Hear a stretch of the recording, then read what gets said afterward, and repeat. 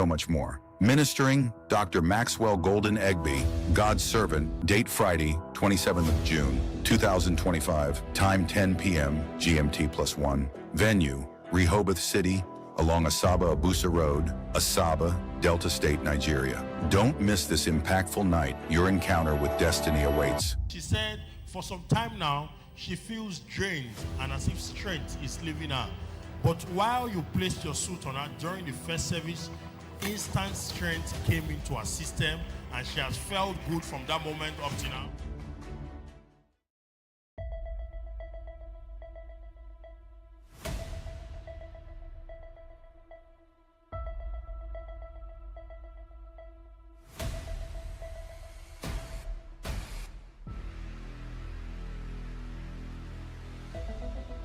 It takes a levels above mentality to sow a seed beyond your expectation. It was that beyond expectation seed. Now, there are seasons in your life that you don't ask questions, you reason by the Spirit to engage the movement. There are waves, and when the waves behind to move at a certain path, you must understand the movement and the waves of a thing. Your distortion will cause you a distraction, and distraction will keep you in destruction. Remember, God is not a respecter of persons. If you are right, you will be right. If you are wrong, you will be wrong. Look at me. Look at me. Seasons are meant for sacrifices, and there are two kinds of sacrifices you must pay: the sacrifices of service and the sacrifices of giving. The blessing is not physical, but it attracts physical things. You don't pray for cars when you're blessed. You don't pray for money when you're blessed. You don't pray for houses when you're blessed. Blessed people don't pray for them. Those things are proof that you are a blessed person. What you should pray for is the blessing, not the blessings. It is the blessing that attracts the blessings. Grace is the believer's makeup. In our natural self, we are limited. But when we wear the grace of God, people see us differently. Wearing grace is wearing God, because nobody can turn him back, nobody can turn you back. You cannot reach your potential without valuable people in your life. Many people are just ordinary. They are gifted, but all they have is a gift. But when the gift of men come into your life, your gift is exposed. Every man born of God, there is the you that we see now. There is the you that you have to become. If you are not careful, and if people are not careful, they will take you for the you are now as the you will ever be.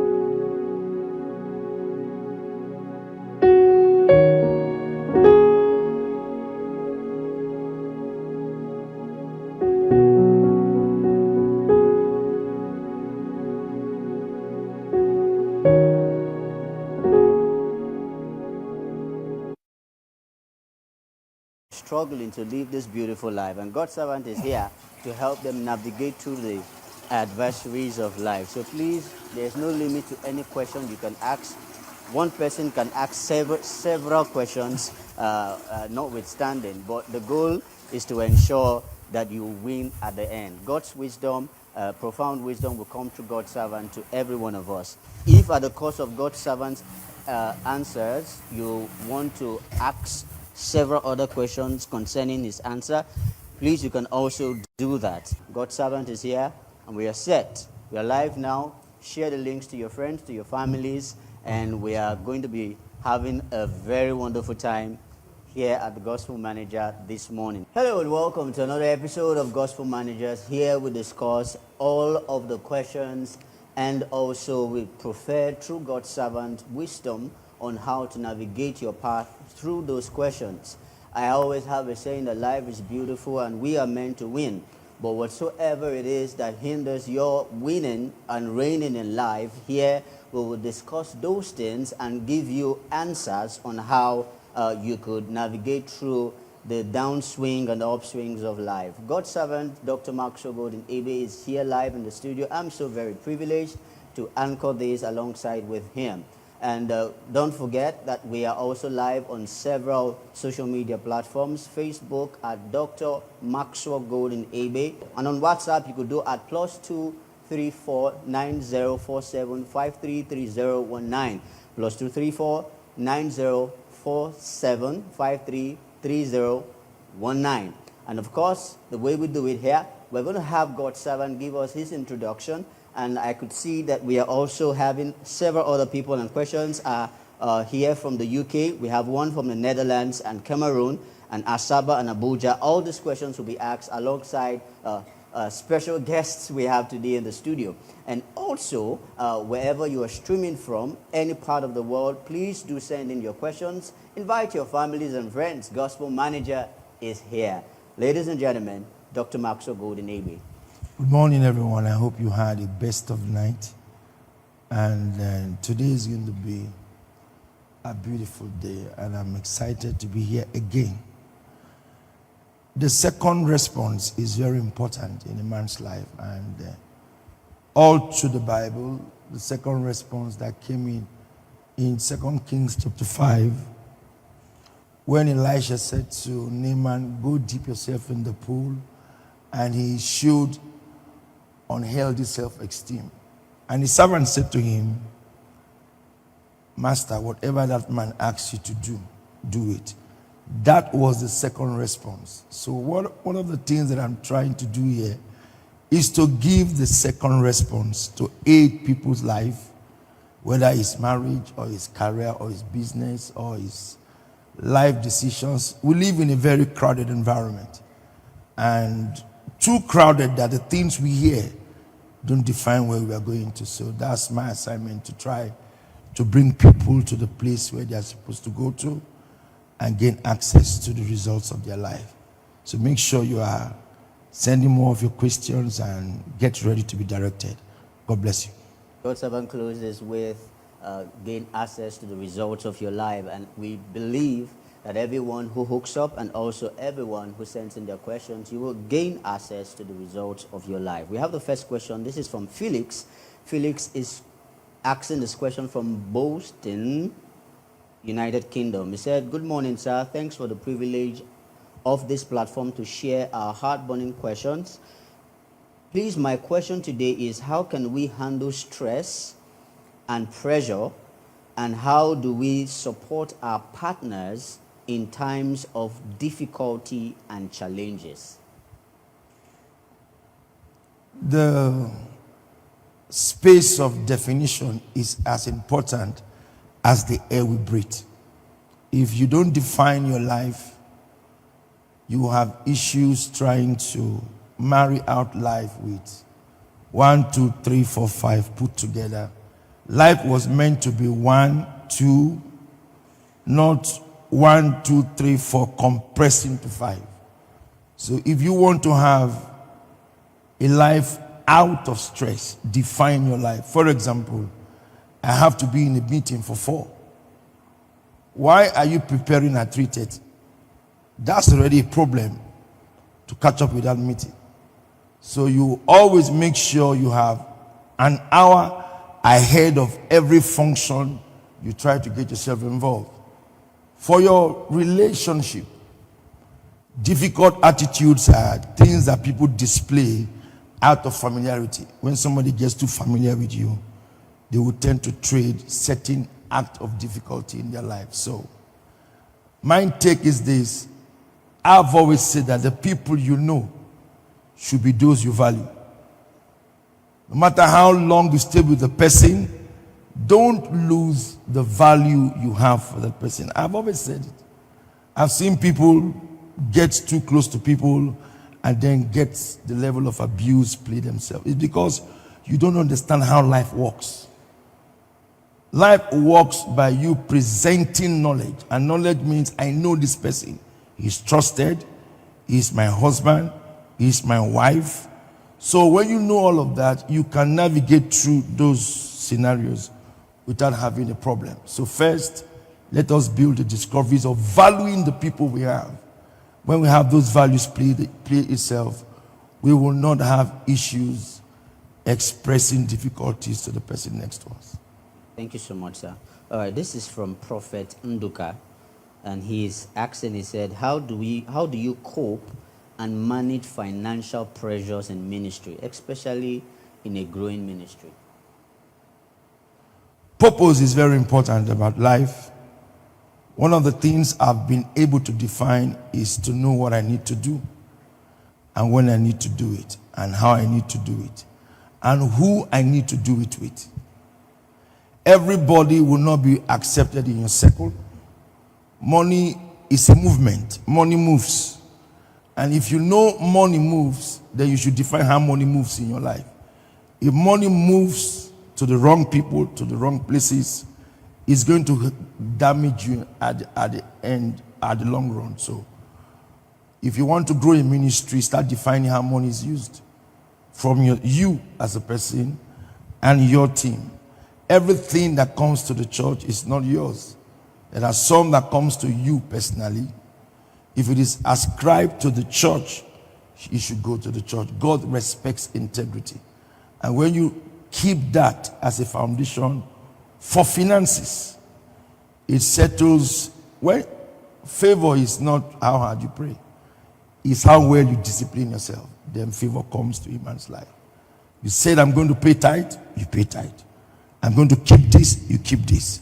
I'm going to do this, you do this. And as long as you are defining the placement of monies, money returns back and responds back to you positively. Whether it is church or it's other outlet of businesses. Thank you so much, sir. Well, the takeout there is God responds to integrity. So you also need to be a person who is transparent and have integrity, especially in allocating the resources gotten in your ministry. Okay, we have a question here, sir. The name of the user is strange, but I'll just ask the question. He said, how can I discern if someone is truly the right partner for me and not just someone I want to be with? You know, I am getting so tired about attitude. Attitude is such a problem. I teach character, and I pastor people. My audience are my members, so some of them are watching me. So if you don't handle character crisis, you will not settle the peace required. And I've always said that the first thing you should try to handle is character crisis. So if I am with somebody that has difficulty in listening, and I have an expectation in the person's life, that's a problem already, because we must communicate, and communication is very powerful in a relationship. So if we are not communicating effectively, we don't have a conversation that goes through the tunnel of having beneficial ideas at the end of it, it's going to give me a problem. So one, we must look at the people we deal with. And if we don't take love aside, and get reasonable with the people we deal with. I have seen a lot of people become a burden to their spouses because the definitions were wrong. So I want to try as much as I can before you get into any movement in life that has to do with human engagement. You should try to make sure that character issues are handled first.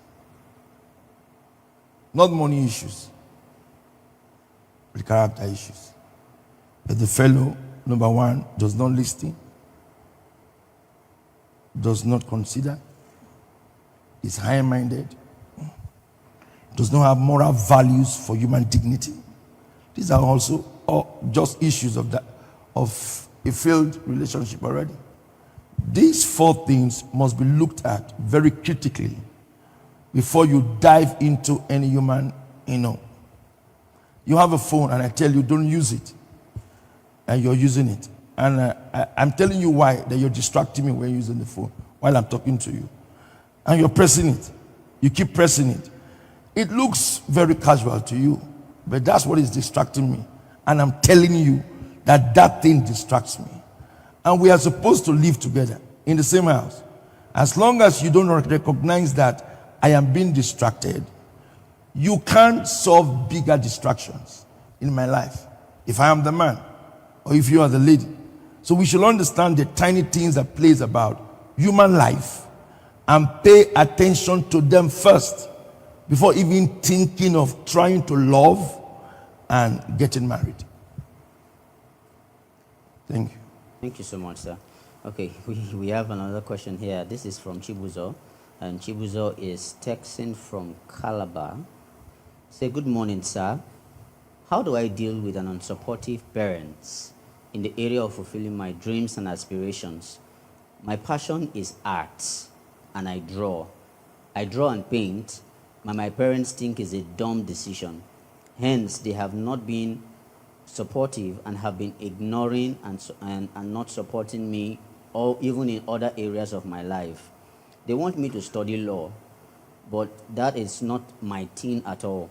Even families and friends feel I would make a good lawyer. But please, sir, that is not my passion. My passion is art, even though I make good grades when it comes to exams and all. Please, sir, help me out. What do I do? Life scenarios are supposed to be studied carefully. And if we don't study life scenarios carefully, decisions we take, either parents or children, will play back at us at one time. The Bible is a very beautiful book that everyone should subscribe to. When Jesus was born, there was a specific statement that Mary made. The angel made to Mary. She started by saying, "Hail Mary, the mother of favor. You're going to give birth to Jesus Christ, and he's going to be the savior of the world." Now, that statement battered a direction in Mary's destiny. And that direction aided the supervision of that child's life. One of the errors that parents have made is not to even know the future of their children. So they take decisions from the lame perspective of life. This child speaks good English, but they don't understand the passion of the child. So I've always said that when the child gets to that crossroad, the child needs to develop a system for himself or for herself that will spread for the parents to see. Because if the parents are those who have so much control, there's nothing the child can do about it. But if his or her passion begins to spread, the passion will bite the parents into it, because passion superiors human age.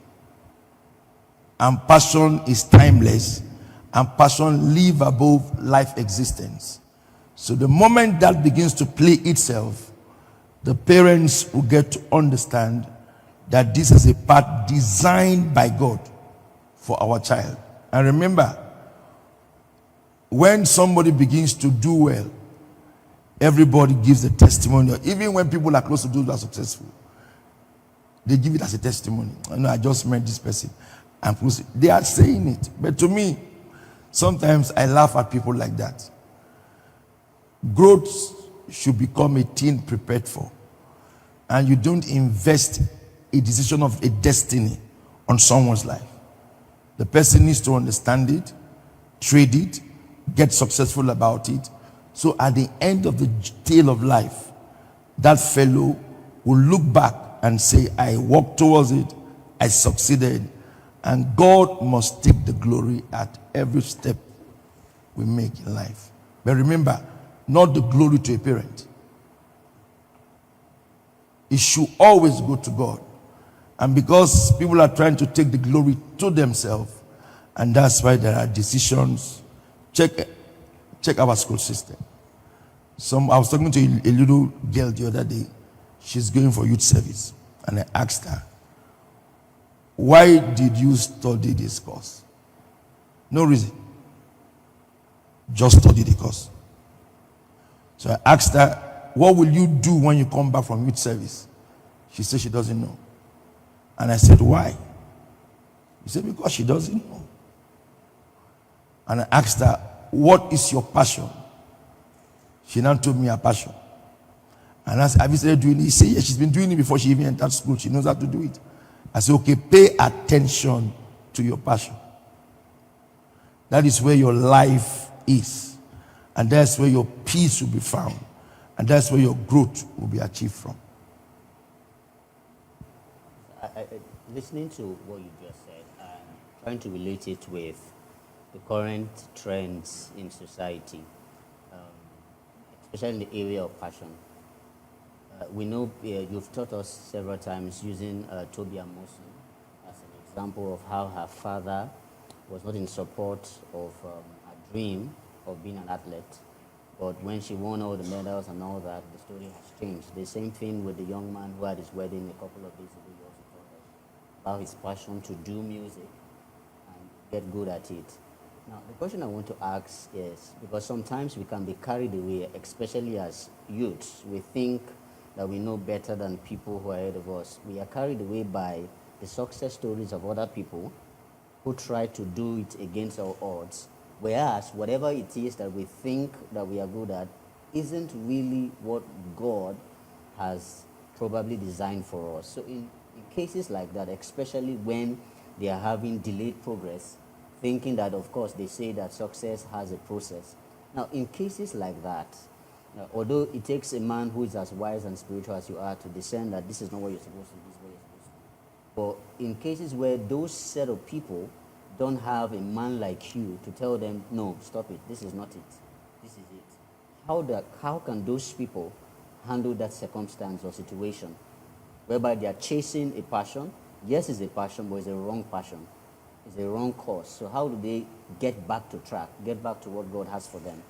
Probably he has spoken to them through the mother or the father or the friend, but they feel that, no, this is what I want to do. So at that point, how can they navigate? You have to, you see, I will speak from the standpoint of my existence. You can't push people who are not willing to come out of certain decisions they take. And I will not be everywhere teaching everybody. So the privilege of contact is by divine destination. So if God brings a man to my life and I notice he needs help, I'm going to offer that help to see him change. And say, okay, this thing is the way we are going to do it. But it depends on his community too. Some young folks are the teachers of their teacher. So when you are the one providing ideas to those who are teaching you, then I don't think you need to have any direction from anybody. David said, I have read so much that he wasn't saying he's teaching his teachers. He's teaching us how he has gained access to understanding by taking instructions from scriptures. but brought out those words and say, I have more than my teachers. No. It is, I now know better on what to do with myself. Even as he knows better, he was saying, help me, O Lord. Help me, O Lord. So, if a young fellow is going the wrong way and is told not to go that path,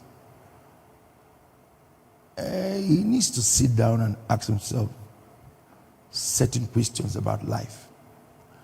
You know, opportunities differ. Some young men are privileged to have certain things that others don't have, and know certain people because of the class of their parents that others don't have. So they may not really see advice. Will you talk to the son of the first man of this country on how to behave? He may not even have interest for advice because he feels he doesn't need your advice for anything. But so it depends on the maturity of the fellow. I want to be responsible. So this person's words are reasonable. So he listens because of that guide of being responsible.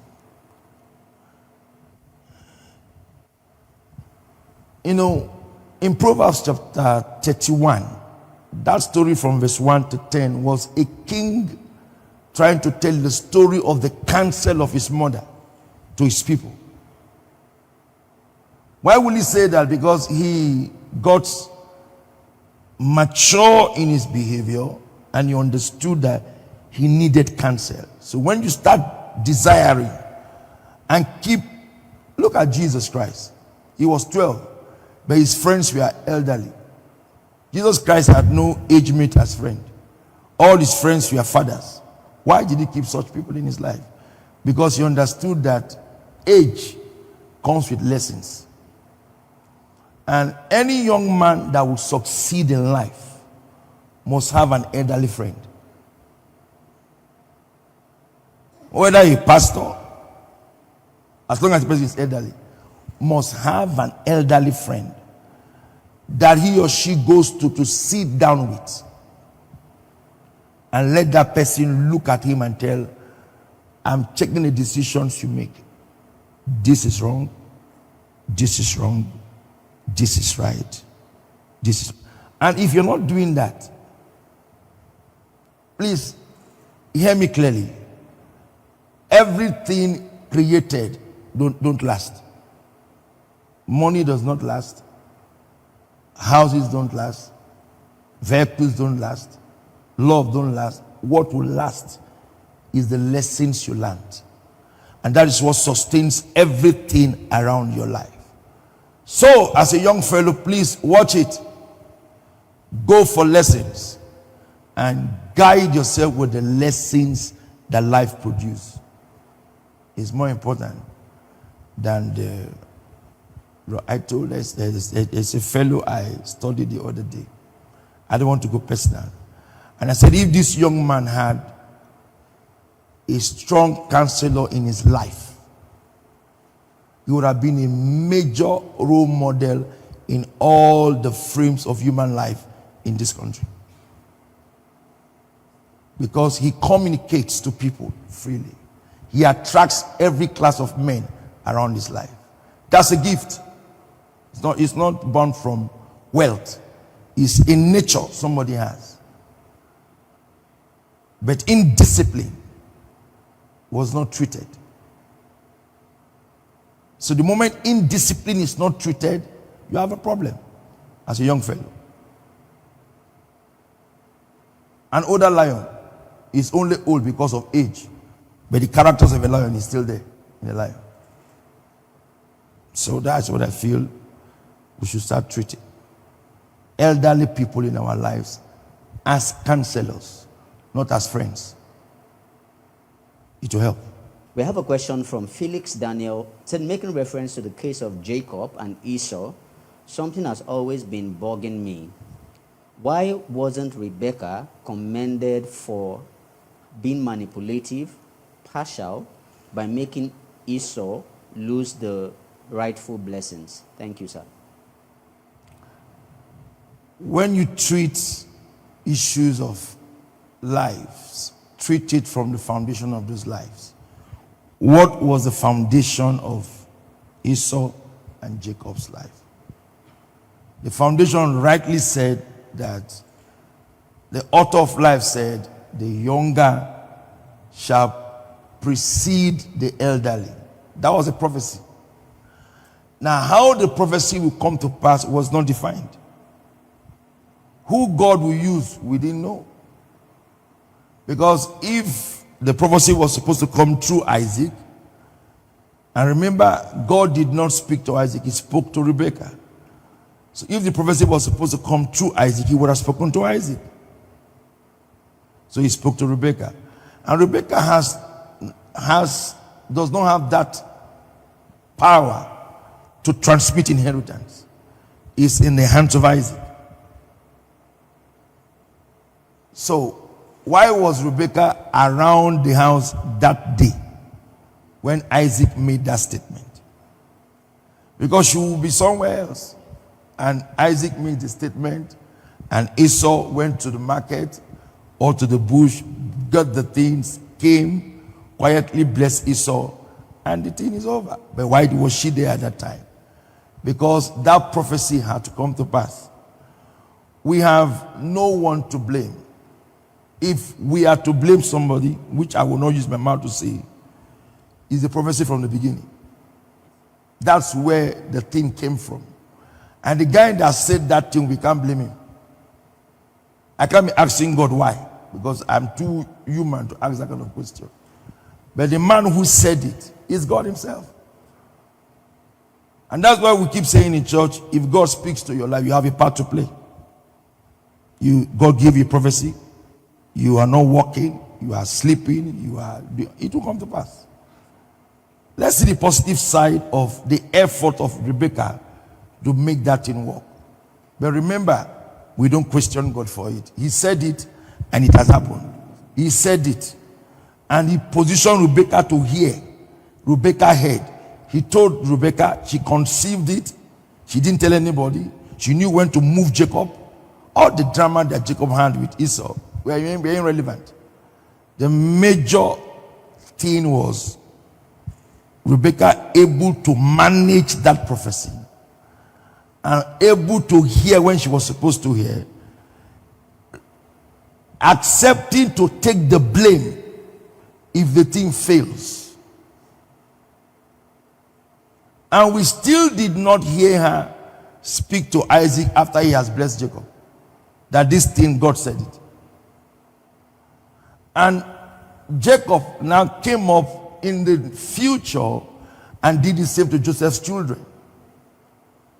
So that was a pattern being traded in the historic ground of Isaac's destiny. So no accusing finger on anybody. It was a prophecy that was fulfilling itself. Thank you so much, sir.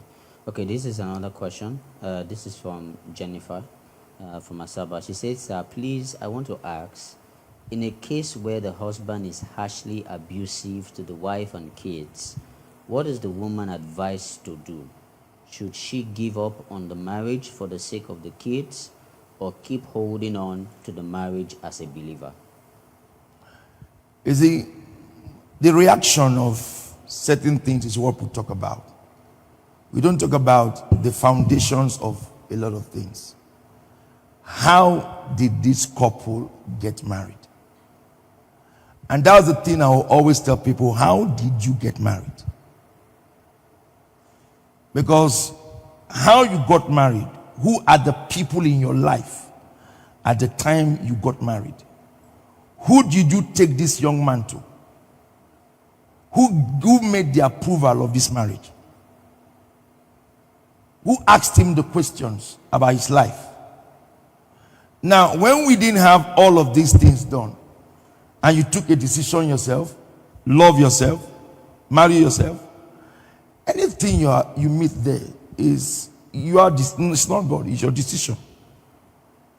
And I will not tell you anything negative to carry out. Wisely handle your marriage.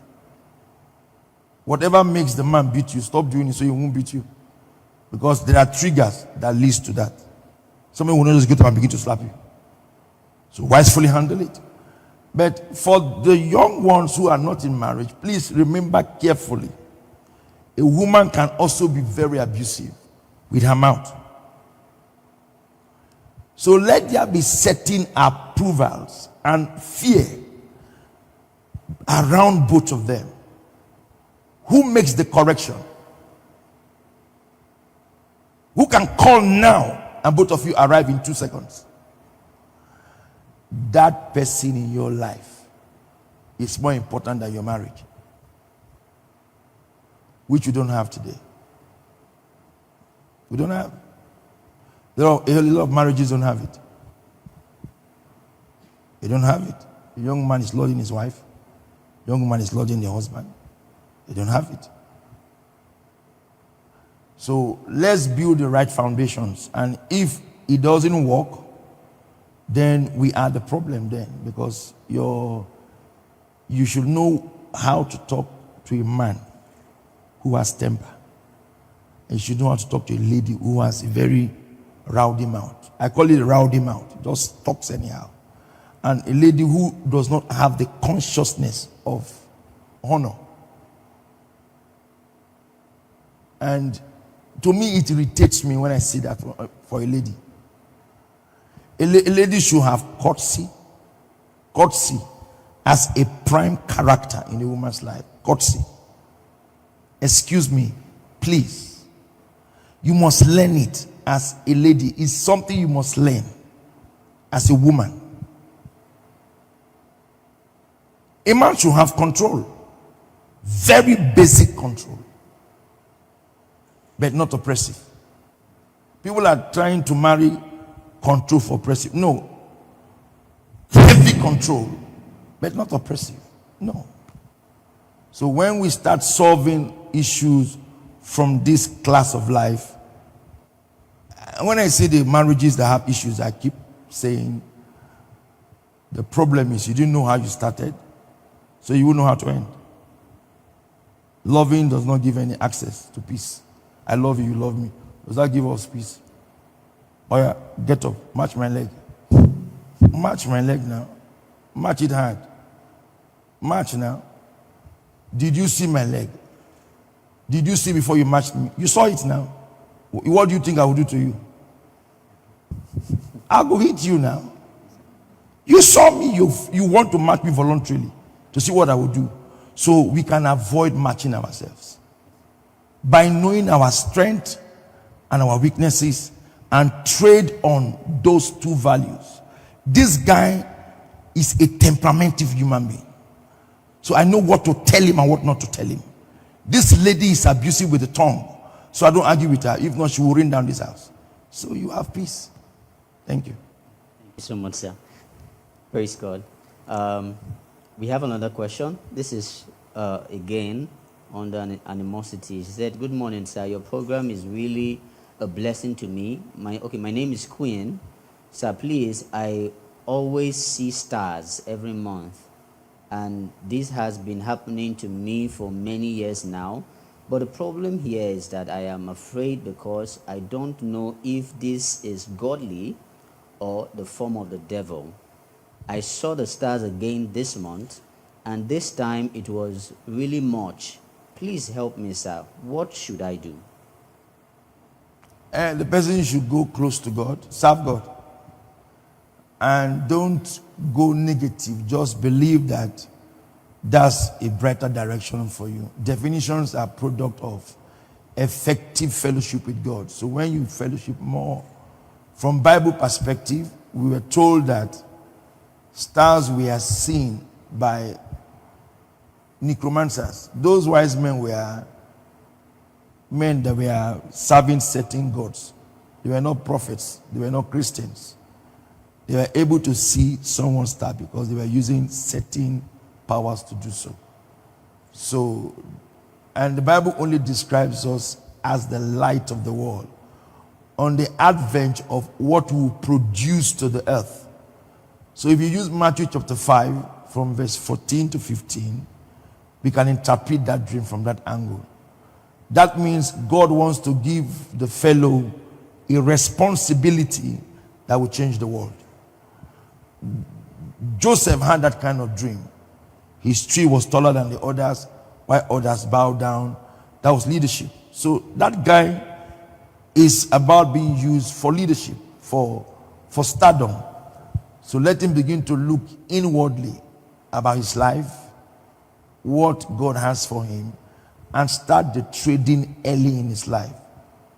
Because that's not a coincidence. It's something that God wants to use to fulfill a place in his life. So that means we can take advantage of scriptures. Yes, to define anything, because that's our prime base. I won't go beyond the Bible, and I won't answer certain questions that debate God. I'm not in that. I don't do that. Thank you so much, sir. Okay, this is another question. This reads, "Good day. I'm asking this question on behalf of my coursemate. She got married in 2016. Her father wasn't in support of the marriage at that time, but according to her, she prayed about it and God revealed a bunch of keys to her. She also sought spiritual guidance. Now she's about leaving the marriage because she recently found out that the man is addicted to drugs. Things are not going right in the marriage. She hasn't been able to conceive. A prophecy also came that the man is being fought spiritually. Please, sir, how do I advise this my friend to stay? And since I'm not in support of divorce."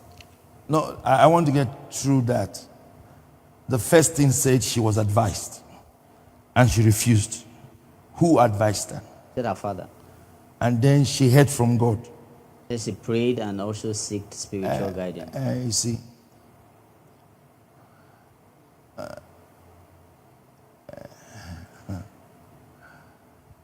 teaching is very important. And those who are not taught, they have limitations, they will have limits with life. And that's why when I see a man or a lady in an environment of knowledge and he's still struggling, I'm asking myself a question: why? A man in an environment of knowledge, I'm asking the question: why is this girl or man struggling? Now, the lady heard from God. Let me believe that. But did not use her common sense to study character issues that she would have handled by not even praying to God. She should have identified common traces around the young man's life that shows that she was blinded to it. Maybe there are certain interests that the boy carries that she wants to benefit from. So she preferred to pray her own private prayer and take her to whoever she knows will confirm her prayer point. But the pain of the future is not the father that is going through the pain. She is the one. So I will advise, investigation is as powerful as prayer. Investigation. Investigating people is more like praying to God. Yeah. Even in the Bible, before God enters the city, he sends spies to go and check. Why is God doing that? He says send men to go and check. Because it's knowledge that gives you how to go about it. So, if you want to get the best of peace in marriage, before getting married, investigate the people. Ask questions about their past. Then confront them about it. If you are not satisfied, destroy the relationship. Pain in marriage is what we call endurance. Pain before marriage is what I call is enough. Simple. I can't cope with you smoking in this place. I cannot. I'm true. I can't cope with you humanizing here. I'm not yet your wife or your husband. I can't cope, please.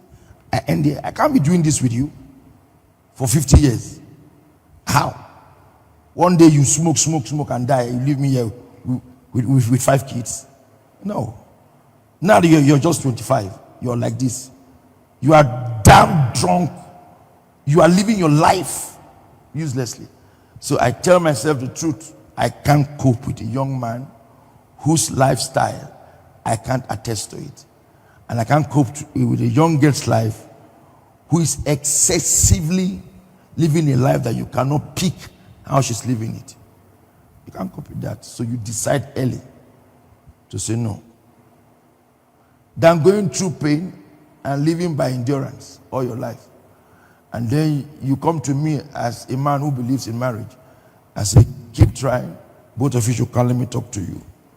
You keep getting better and better. But you would have handled that when you brought him to me earlier. Of course, if it's me you came to, I will tell you straight. He can't marry you. Before your face. Go your way. I scattered now. If you say no, I leave you alone. Peace is not a prayer, it's a program. You may not know how far that is with your life. It's a program. You see your life for 50 years and you plan it now peacefully and quietly. Thank you so much, sir. Okay, this is another question. He said, please, sir, how do I handle the lifestyle of my husband from spending money recklessly, especially spending it on drugs and things that doesn't matter? My husband can spend 40 million naira without knowing what he spent it on. And when I try to advise him, he ends up creating crisis in my marriage. How do I handle this? You see, one of the wisdom of David that I believe that people have not been able to study is his ability to make wealth and use it for God. That was the only man in the Bible who understood how God transgeneratively blessed people.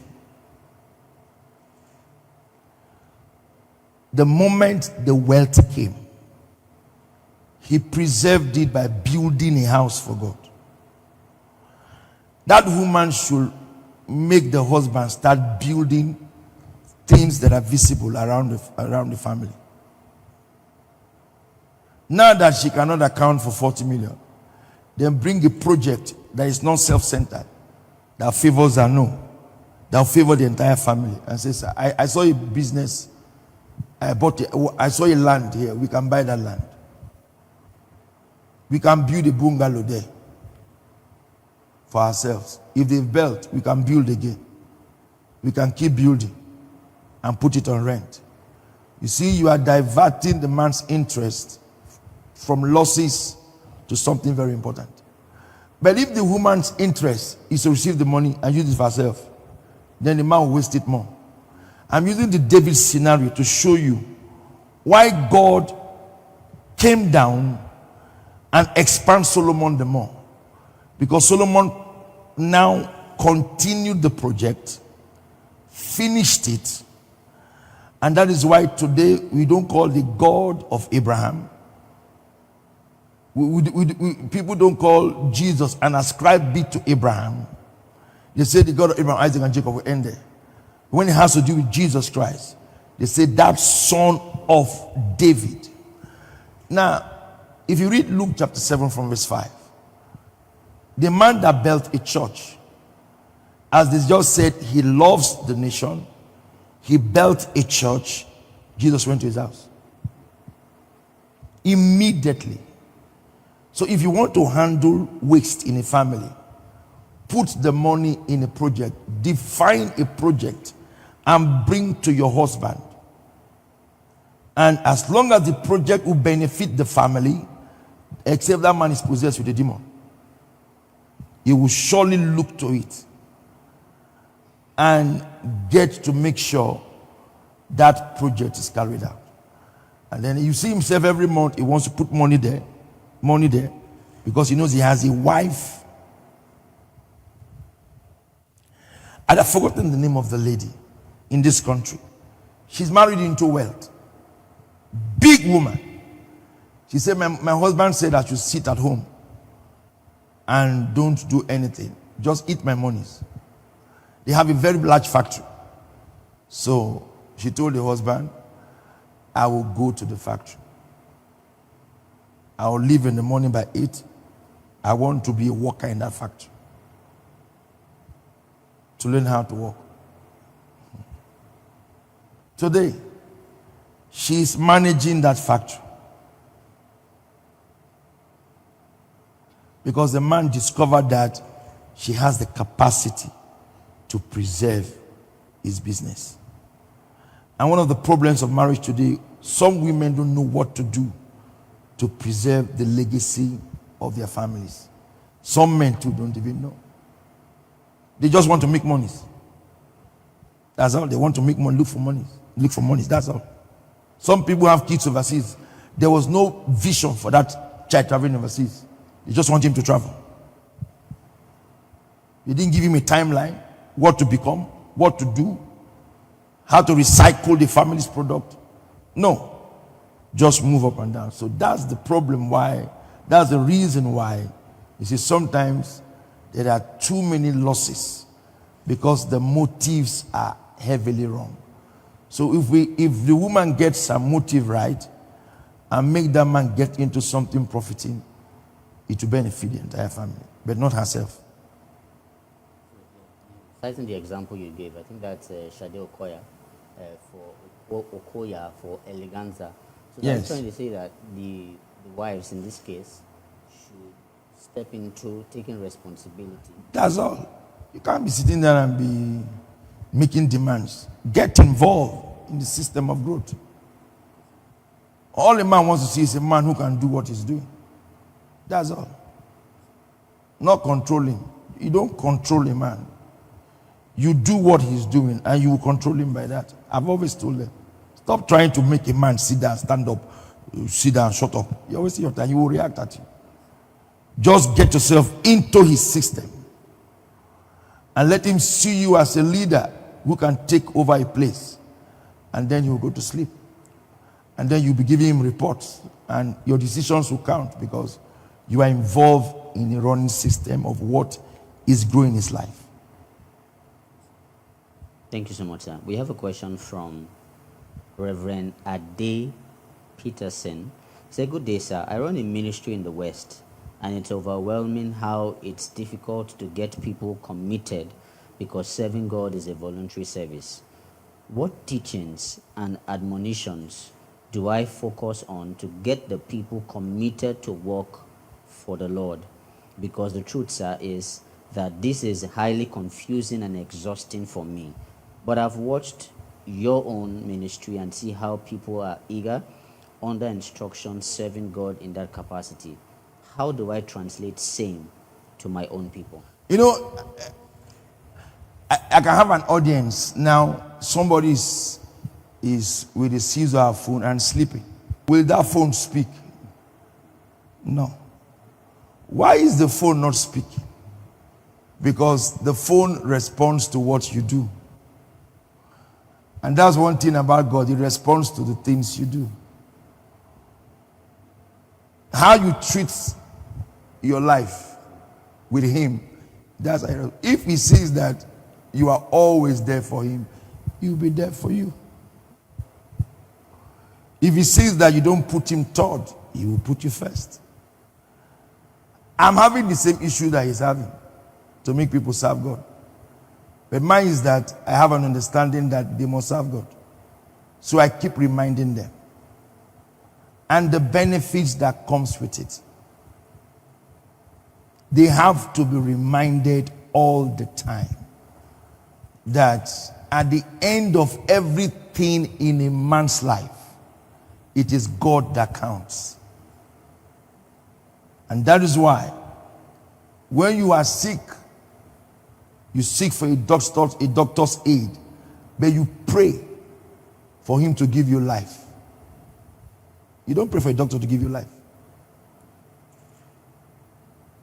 When you are being attacked, you call his name. So it's clear to me that we need God more than he even needs us. So from this part of where I serve God, people make themselves very difficult. It's a decision. Let me solve this. It's a decision crisis. Their decision capacity is weak. They don't know how to value what is important.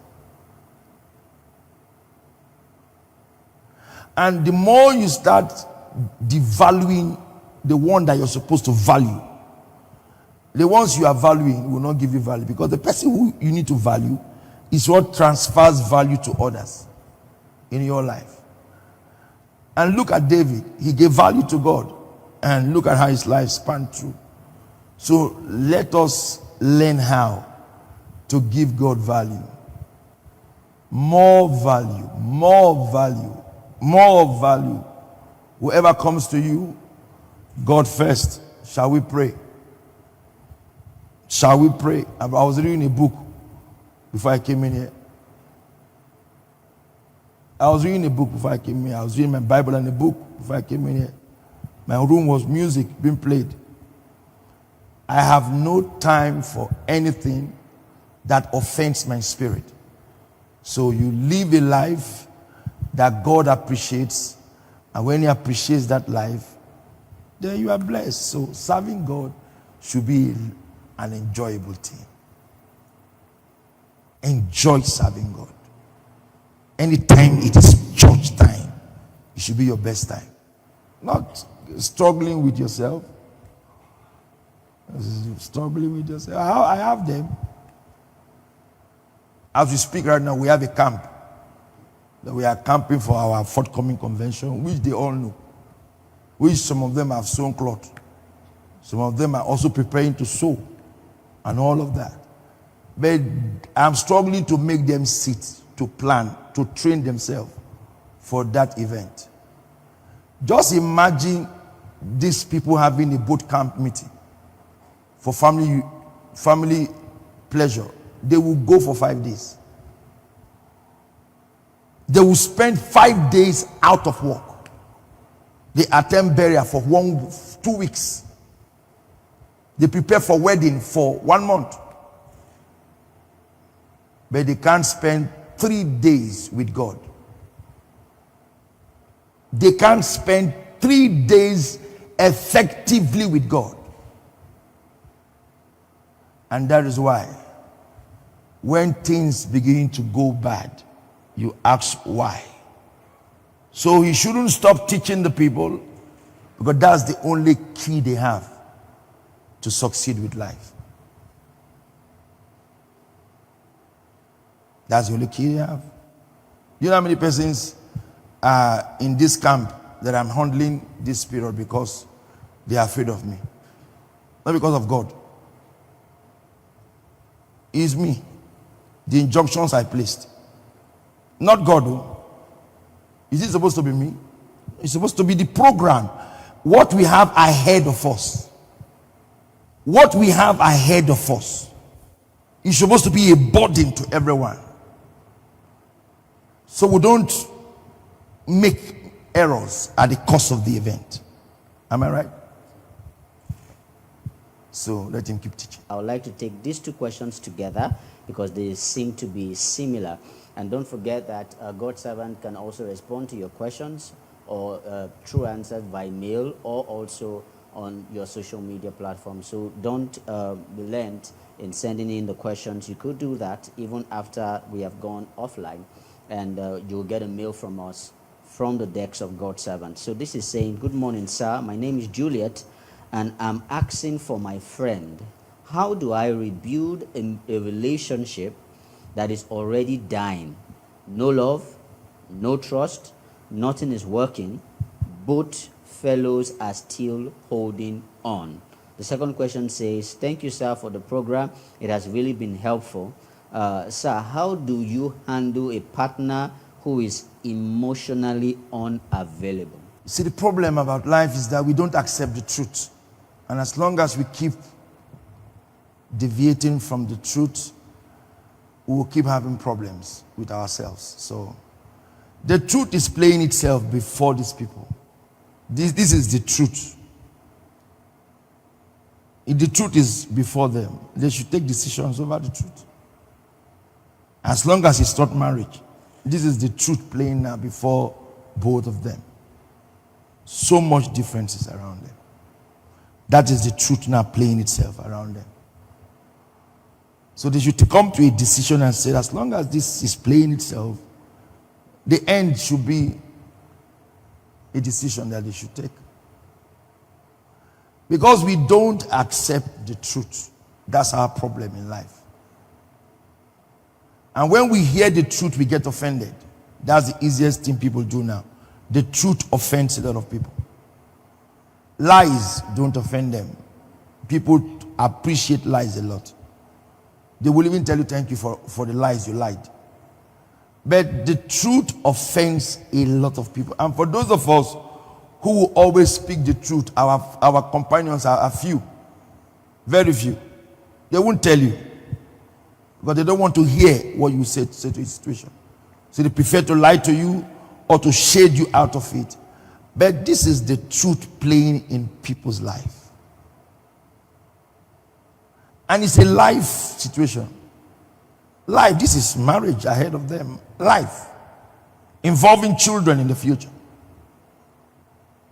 So let the decision to make an end of it play itself immediately. There's no need to patch what you can stop.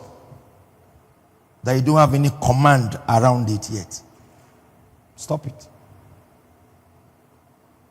The other one, you said what? Said that when the partner is emotionally unavailable. I am always not in the school of people trying to do too much over nothing. And I've always said that the program of that kind of program, there should be a study of strength, emotional strength. Some people have the strength to define their relationship at that platform. Some don't have. Some will make a lot of mistakes in the process. So define your strength before taking that kind of decision. If you have taken it without defining the strength you have in that level, the mistakes will come. And when they come, you have to deal with them. But before you take such decisions, define your strength emotionally. The content you have in that platform is what defines you and how you behave. And I've always tell them who have that kind of relationship, reduce a lot of things in your life. Reduce it. Play down a lot of things that will create sudden attractions that will lead you to a kind of deviation in your marriage. Because you can't be playing with fire and expect it not to burn you. So play it down. Know how to treat yourself. Guide yourself away from certain relationships. And try not to be too far from the person you are close with by conversations. Always to keep that emotions alive on a direction that is profiting. But I will always say, if it is a young family, check your discipline capacity first before taking such decisions. And that is why if a young girl tells me the person she wants to marry is a long girl, I say, look within you here. Because some persons feel is they say it with pride, but I just see you like somebody who is not reasonable. But there's nothing London, America. What's that? Is that somebody's name? It's not somebody's name. There is no beauty in that. You don't know the person. Through Facebook, through phone call. What kind of life is that? What kind of life are you preparing to build for yourself? It's a very risky life. It's an uncertainty. You're not sure if you work, or if it's going to fail. From 1 to 10, only 2, 3 can work in that kind of scenario. The others will fail. So don't give yourself that kind of lifetime pressure. You're not going to cope with it if you're not a mature, mentally strong person. Okay, so we'll take this last question. This says, good day, sir. I am a pastor from Kwara, running a growing ministry to the glory of God. I also love your programs on Honor TV, and I am a committed viewer. Please, sir, Members of our church do not pay tithes in church. Sometimes I feel awkward teaching it because the ideas of people towards tithe has been contaminated. How do I remedy these situations, sir, for the growth and the blessing of the people and for moving forward also in God's house? I really admire your ministry, sir. This is from Evangelist Boniface from Kwara. Purpose is important. And when you have purpose, you don't follow the crowd. When I hear people say, people who have opinion on teaching tithe has to be taught.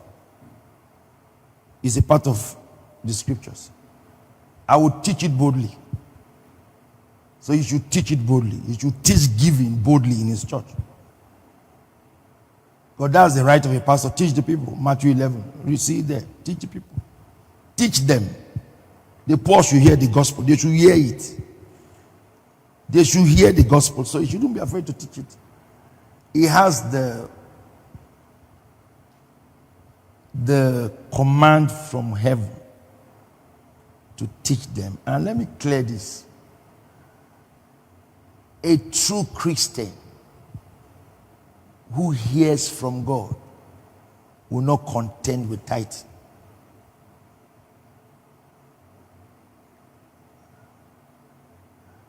Before you teach me, tell me your experiences. That's what I want to know. And there's nothing you will say to me. You want to teach me? Tell me your lessons. What lessons do you have?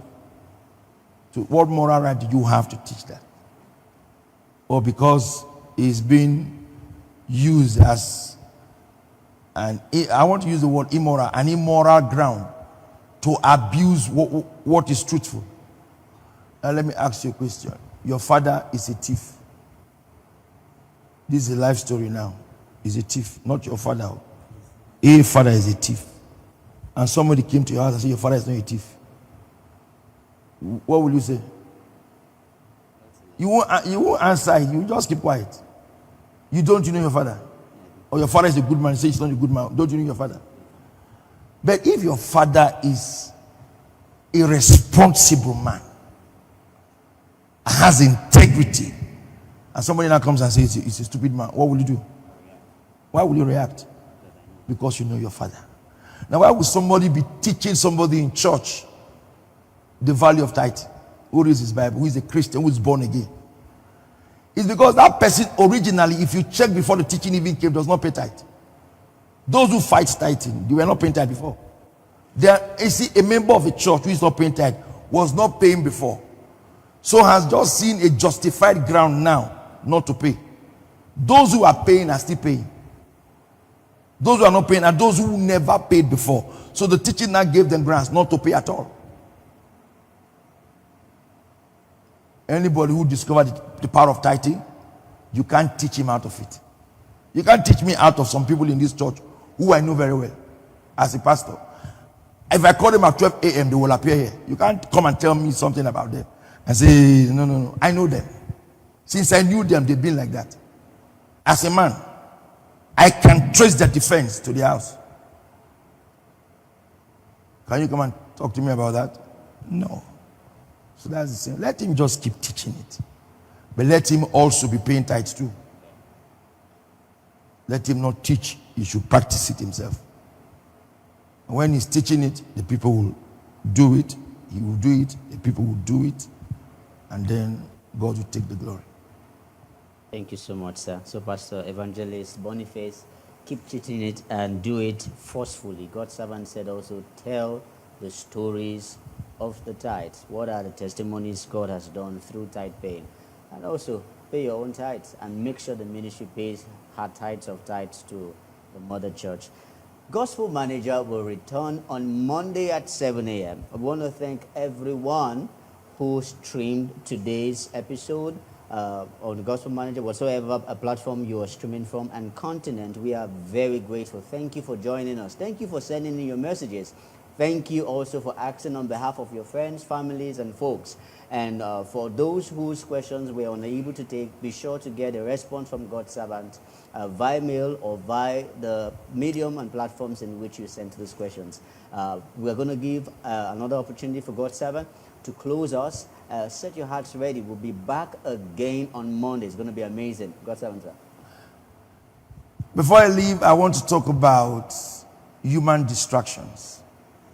And there are more now around us. So,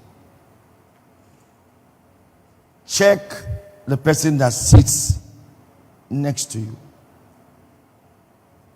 the person that sits in front of you, the person that sits beside you, and the person that sits behind you.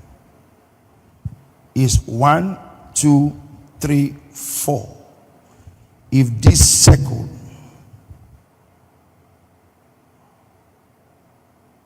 keeps selling something that does not look like a future, clear that circle as fast as you can. No matter what you heard from me today, and you have a circle before you, beside you, behind you, they are the second voices, and they will contaminate the things you hear. And I will end with Mordecai. He told Esther the plan of Haman, and Esther said, there is nothing I can do. Then he spoke the second voice and said, you are a Jew. Then she came back and said, if I perish, I perish.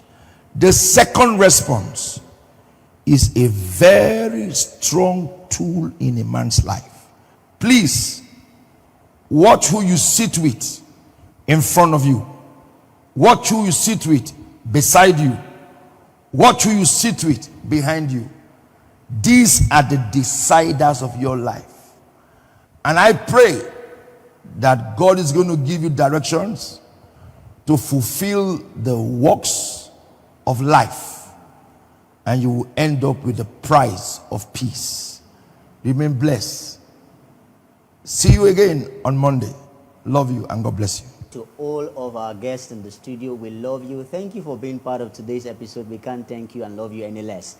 God bless you, and Gospel Manager will return on Monday by 7 a.m. Keep the reminder and share the link. God bless you.